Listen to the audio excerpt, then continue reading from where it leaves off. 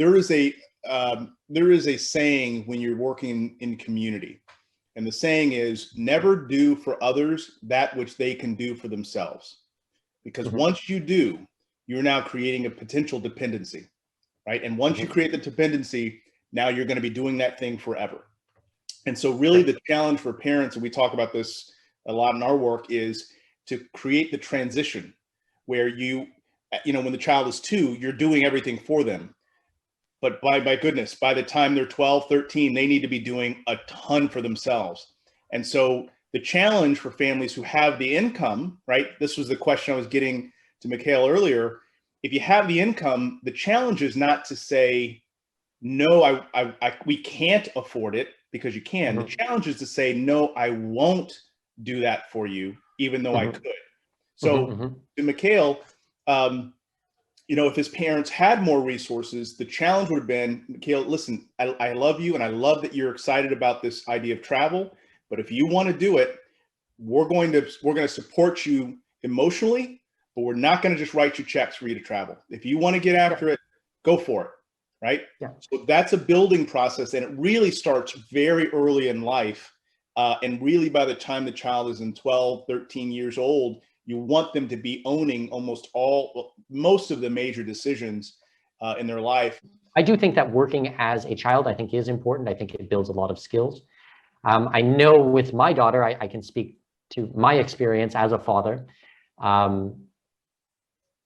We are trying to instill in my daughter personal responsibility immediately, like right from day one. I mean, she has to clean up her playroom every single day before she can go to the pool or before she can go and do anything. And like I said, she's not even 5 years old yet.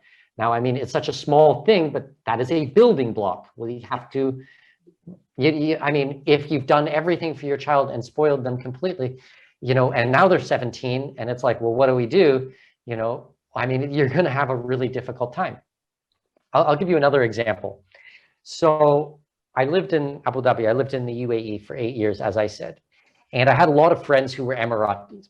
And these people are, in most cases, extraordinarily wealthy. So the way it works is Abu Dhabi is one of 7 Emirates. The 7 Emirates are the United Arab Emirates.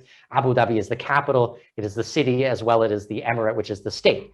They have all the oil there, something like $600 billion worth of oil in the ground for a very small population. Now, it is not a democracy. It is not a, it's basically all privately owned. It's owned by the ruling family. It's a kingdom. They share that money with the local, with their citizens. So every single year, every single month, they get checks from the government. And I don't mean like a little baby bonus. I mean checks, like a lot of money, like a crazy amount of money.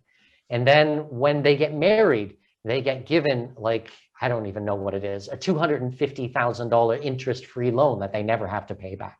And they get given a giant piece of land where they can build their own house.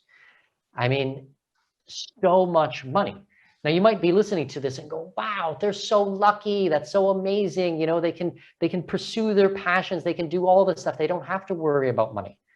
Well, I'm here to tell you that a lot of the people are miserable, absolutely miserable, because they haven't had to work for anything. Everything has been given to them. I mean, okay, I like having domestic help. We have domestic help in my house in Panama. We have someone to help us. But I mean, they will have a nanny and a maid and a driver and a landscaper. So I mean, forget about picking up your toys. Forget about helping to cook dinner. Forget about mowing the lawn. There's no grass in the UAE anyways. But I mean, forget about mowing the sand. I mean, none of these types of things existed. Now, the child's perspective or the teenager's perspective going through an environment like this is, well, I don't really need to work hard. I'm going to get money anyways. I mean, why am I going to have to learn how to read and write? I mean, I don't have to work. I get everything for free. The government's going to give me a job. Everything is taken care of for me. And you get these people, half of them, and I'm not trying to be offensive here by any means, and I I'll go on record saying I love the UAE. It's one of my favorite places in the world, and I had a wonderful experience there. But you have a real problem with illiteracy. People cannot read and write. They don't know what they're doing. There is massive amounts of alcohol abuse and drug abuse. They don't speak about it. I mean, it's supposed to be haram. It's supposed to be against Islam, but you will constantly find problems with this. There are problems with mental problems, psychological health, depression, these types of problems. And that comes from not having any type of responsibility, not having everything done for them. So once again, purpose. Thank you. That is a good way to sum it up. I never had problems like this because I've always been self-reliant. I've always had to do things on my own.